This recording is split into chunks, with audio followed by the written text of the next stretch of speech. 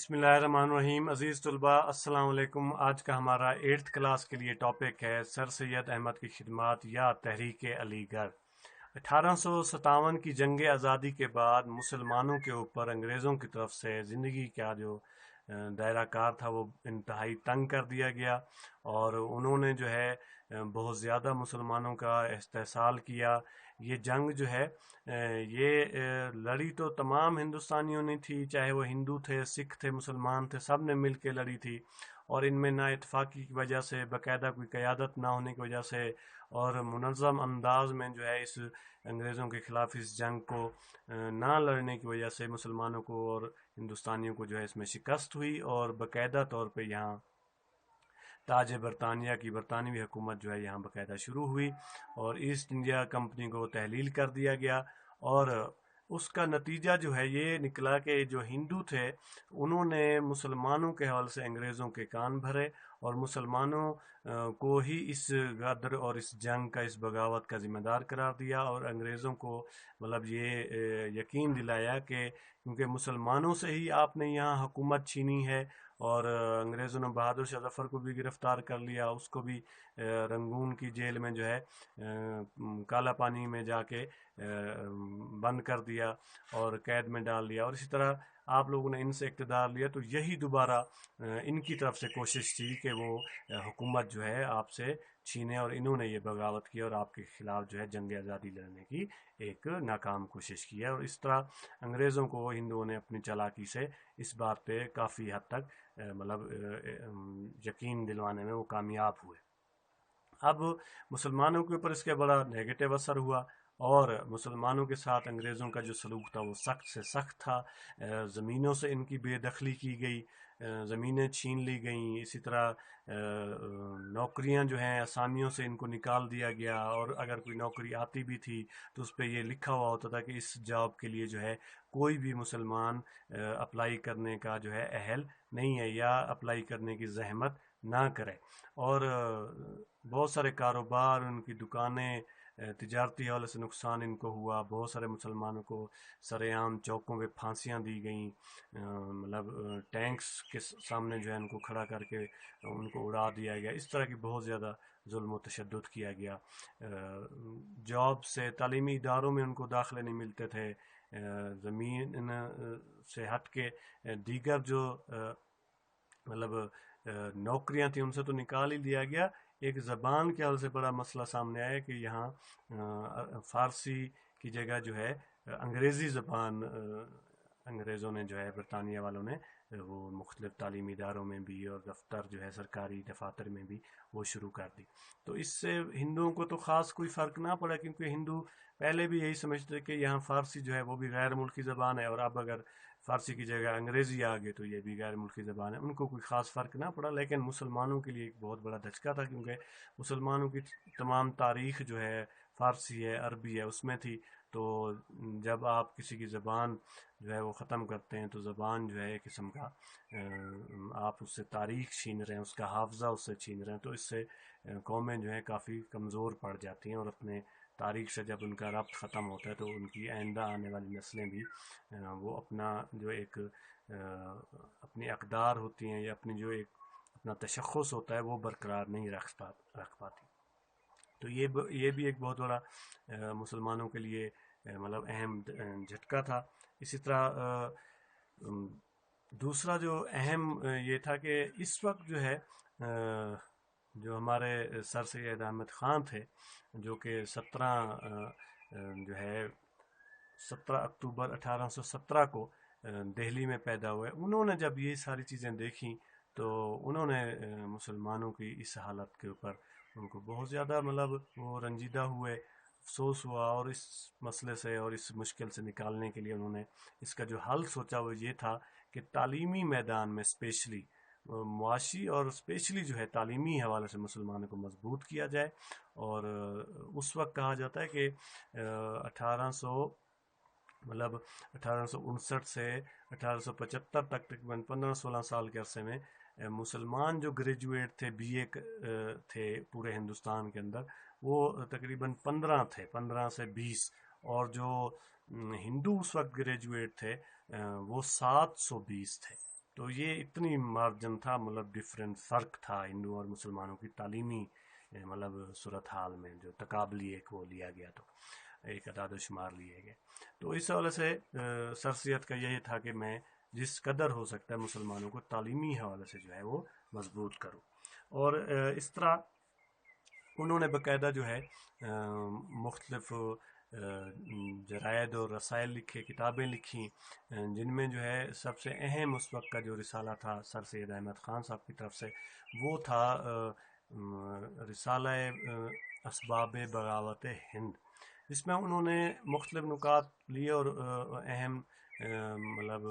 باتیں اس میں اٹھائیں. ان میں ایک بات یہ بھی تھی کہ کیونکہ انگریز افیسرز کو یہاں کے مسلمانوں اور مقامی جو لوگ ہیں ان کے مذہبی اقدار اور مطلب جو عقائد ہیں ان کے حوالے سے کوئی زیادہ مطلب وہ جانتے نہیں تھے، ان کو ہو نہیں تھی، اس حوالے سے وہ ان کے جذبات کو ٹھیس پہنچاتے تھے، جس وجہ سے مسلمان بھی دیگر مطلب مذاہب کے لوگ بھی انگریزوں کے خلاف مطلب غصہ ہوئے اور اشتعال میں آ کے یہ انہوں نے مطلب اقدام کیا اور بغاوت پہ اتر آئے. اور ساتھ میں یہ بھی کہا کہ جو بہت سارے آفیسرز سے ان کو یہاں کے جو معاشرتی اور یہاں کے سماجی اقدار اور لوگوں کے ذہن سہن رہن سہن سے حوالے سے بھی ہاؤ نو نہیں تھی. یہ چیزیں بھی بنی وجہ جو کہ لڑائی اور بغاوت کا سبب بنی. اور یہ بھی لکھا انہوں نے کہ بہت سارے ابھی تو مسلمانوں کو صرف یہ دیکھا جا رہا ہے کہ انہوں نے جنگ کی ہے، بغاوت کی، انگریز اس کو دشمن سمجھ رہے ہیں، لیکن ایسے کئی مسلمان ہیں جنہوں نے انگریز افیسرز کی اور فوجیوں کی جان بچائی، جو جنگ کے دوران مسلمانوں کے گھروں میں جا کے چھپے، تو مسلمانوں نے اپنے آپ کو خطرے میں ڈال کے ان کو اپنے گھروں میں تحفظ دیا، ان کی پروٹیکشن کی. تو یہ بھی مطلب ایک قریب کرنے کا اور انگریزوں اور مسلمانوں کو جو ہے جو ان کے درمیان ایک خلا پیدا ہو گیا تھا، غلط فہمی کو مزید کم کرنے کی ان کی ایک کوشش تھی. اسی طرح انہوں نے یہ بھی لکھا کہ بھی اہل کتاب ہیں انگریز بھی اور مسلمان بھی،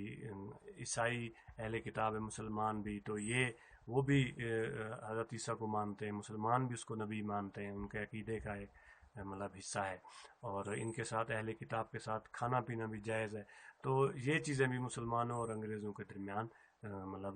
دوری کو کم کرنے کی ایک سر سید احمد خان کی طرف سے کوشش تھی. اسی طرح ان کی طرف سے مطلب لائل محمدنز آف انڈیا ایک جو ہے جرائد، کچھ جرائد جو ہے انہوں نے تحریر کیے. اس حوالے سے ان پہ اعتراضات بھی ہوئے کہ بھئی یہ تو بہت زیادہ انگریز نوازی دکھا رہے ہیں. اور تبین الکلام لکھی گئی، اور جس میں اس پہ بھی ان کے اوپر الزام لگائے گئے. اور اسی طرح دیگر بہت ساری کتابیں تھیں، لیکن ساتھ میں رسالہ تہذیب الاخلاق کا بھی انہوں نے اجرا کیا. اور باقی جو تعلیمی حوالے سے سر سید احمد خان یہ تحریک علی گڑھ کی جو علمی تحریک کی، وہ بھی اپنی جگہ اہمیت کی حامل تھی.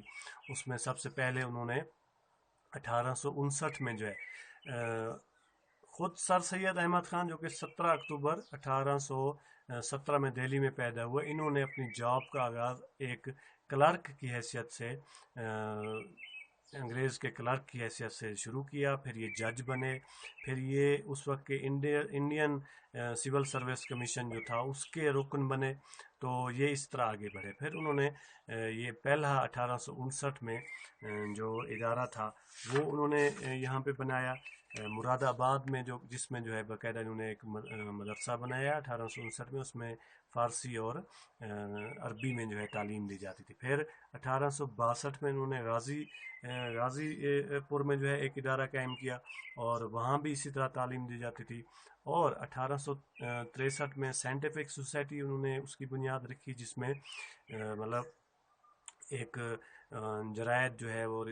شائع کیے جاتے تھے، بکس شائع کی جاتی تھیں انگریزی سے اردو میں، ان کا ترجمہ کیا جاتا تھا، یا ایک سائڈ پہ صفحے پہ جو ہے انگریزی ہوتی تھی، دوسرے پہ جو ہے اردو یا فارسی میں اس کا ترجمہ ہوتا تھا، تاکہ مسلمان جدید علوم اور تکنیک سے بھی واقف ہوں. اس طرح وہ آگے بڑھے، اور 1875 میں انہوں نے MAO اسکول، ہائی اسکول کی بنیاد رکھی، اور اس کا باقاعدہ جو ہے مولوی سمیع اللہ کو انہوں نے ناظم مقرر کیا. پھر یہی ہائی اسکول جو ہے 1870 میں باقاعدہ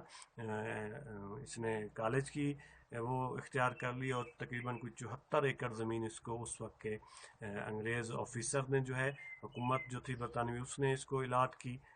زمین دی اس کو. اور پھر یہ جا کے 1920 میں یہی محمدن جو ہے اینگلو اورینٹل جو کالج تھا، یہ باقاعدہ جو ہے 1920 میں یونیورسٹی کا اس کو درجہ ملا، اور سر آغا خان اس کے جو ہے اس وقت جو ہے سامنے وہ ہیڈ تھے، اور سربراہی میں اس کا یونیورسٹی کو اس کا درجہ دیا گیا. تو یہ ان کے سر سید کی زندگی میں تو نہ ہو سکے، کیونکہ وہ 1898 میں اللہ کو پیارے ہو گئے. تو یہ سلسلہ آگے پڑھا، اور پھر سر سید احمد خان کی جو اس کے بعد خدمات تھیں وہ یہ تھا کہ انہوں نے ایک البرٹ بل لایا. البرٹ بل میں انہوں نے مخالفت کی، اس بات کی کہ اگر کوئی انگریز جرم کرتا تھا تو اس کے جو کیس ہوتا تھا عدالت میں، وہ کیس جو ہے انگریز جج سنتا تھا. تو سر سید احمد خان نے کہا کہ اگر بائی چانس کوئی کیس انگریز کا انگریز جج کے پاس جاتا ہے تو وہ ٹھیک ہے، اس میں ہمیں کوئی اعتراض یا مشکل نہیں ہے، لیکن باقاعدہ طور پہ یہ پری پلان ایک قانون کے تحت کہ بھی انگریز کوئی جرم کرے گا ہندوستان میں، کسی سے زیادتی کرے گا، تو اس کا کیس ہوگا، اس کی جو مطلب عدالت میں چلے گا، وہ انگریز جج ہی اس کو دیکھے گا، تو کوئی ہندوستانی جج یا لوکل جج اس کو نہیں دیکھے گا. تو یہ اس چیز کو مطلب اس پہ اعتراض اٹھایا گیا، اور اس بل کو باقاعدہ نامنظور کیا گیا، اور اس کو حکومت نے بھی پھر اس کا خاتمہ کیا. اور انگریز اگر مسلمان کے پاس بھی اس کا کیس آتا تھا تو مسلمان ہی سنتا تھا، اس کو اسپیشلی جو ہے خصوصی طور پہ انگریز مطلب جج کے پاس نہیں بھیجا جاتا تھا. اور اس وقت کے وائسرائے کی جو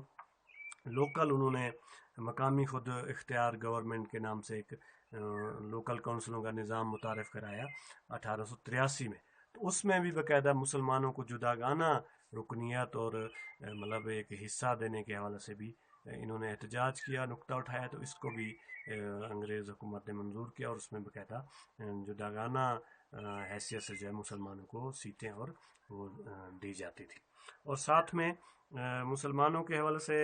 جو 1885 میں باقاعدہ اے او ہیوم نے کانگریس، آل انڈیا نیشنل کانگریس کی بنیاد رکھی. تو اس میں یہ کیونکہ ایک سیاسی جماعت تھی، اور سر سید احمد خان مسلمانوں کو سیاسی حوالے سے باز رکھنا چاہتے تھے، دور رکھنا چاہتے تھے. ان کا مطلب جو مطمع نظر تھا فی الوقت وہ یہی تھا کہ مسلمان جو ہے اپنے آپ کو تعلیمی اور معاشی حوالے سے یا پس پردہ جو ہے دفاعی حوالے سے اپنے آپ کو مضبوط کریں، لیکن کھل کر جو ہے وہ انگریزوں کے سامنے ان کی مخالفت مطلب شو نہ کریں، وہ سامنے نہ آئیں انگریزوں کی مخالفت کے حوالے سے. تو اس سیاسی جماعت نے جو ہے کانگریس نے سر سید کو بھی دعوت دی کہ آپ بھی ہماری کانگریس کا رکن بنے، رکنیت حاصل کریں. لیکن کانگریس کی انہوں نے نہ صرف مخالفت کی، رکنیت کو مسترد کیا، بلکہ مسلمانوں کو بھی روکا کہ اس میں قطعاً شامل نہ ہوں. اور پھر انہی کے ہی بنائے ہوئے ایک ادارے محمدن 1886 میں محمدن ایجوکیشنل کانفرنس، جس کے سر سید احمد خان جو ہے سیکرٹری جنرل تھے، انہی کے مطلب اس پلیٹ فارم سے ہی مسلمانوں نے جو ہے اپنے سیاسی کیریئر کا باقاعدہ تو نہیں، بے قاعدہ طور پہ ایک آغاز ہو چکا تھا. اور اسی پہ ہی بہت سارے مسلمانوں کے تعلیمی مسائل ہو گئے، سماجی مسائل ہو گئے، دیگر جو ہے معاشی حوالے سے مسائل ڈسکس کیے جاتے تھے، اور عسکری حوالے سے بھی پس پردہ مسلمانوں کو کہا جاتا تھا کہ آپ لوگ اپنے آپ کو تیار کریں اور مضبوط کریں. تو یہ ایک پلیٹ فارم آگے چل کے، اور اسی مطلب 1886 میں محمدن ایجوکیشنل کے ہی پلیٹ فارم کا جو باقاعدہ ڈھاکہ میں سالانہ اجلاس ہوا 1906 میں، اس میں آپ نے دیکھا کہ بہت سارے رہنما جو ہے وہاں دسمبر میں جمع ہوئے، اور اس کا اختتام جو ہے 30 دسمبر 1906 کو جو کہ نواب وقار الملک کی مطلب سربراہی میں ایک اجلاس میں نواب سلیم اللہ خان نے ایک سیاسی جماعت کی ضرورت اور غرض کے حوالے سے قرارداد پیش کی، اور اسے مولانا ظفر علی خان، حکیم حکیم محمد اجمل خان ہو گئے اور دیگر بہت سارے رہنماؤں نے اس کی حمایت اور تائید کی، اور باقاعدہ مسلمانوں کو ایک جو ہے سیاسی پلیٹ فارم ملا۔ یہ ایک سر سید احمد خان کی کوشش تھی، تحریک علی گڑھ کا مطلب ان کے ایفرٹس تھیں جو کہ انہوں نے تعلیمی حوالے سے انگریزوں اور مسلمانوں کے درمیان جو خلا پیدا ہو گیا تھا، دوری پیدا ہو گئی تھی، غلط فہمیاں ہو گئی تھی، وہ کم کرنے کے حوالے سے انہوں نے کی، اور اسپیشلی جو ہے مسلمانوں کو تعلیمی اور معاشی حوالے سے مضبوط کرنے کا جو ان کا پلان تھا یہ انہوں نے کیا۔ اس حوالے سے آپ تمام طلباء جو ہے یہ جو اس کی ڈیٹس ہیں، ان کے مختلف تعلیمی ادارے مختلف ڈیٹس میں انہوں نے بنائے، اور مسلمانوں اور انگریزوں میں جو ہے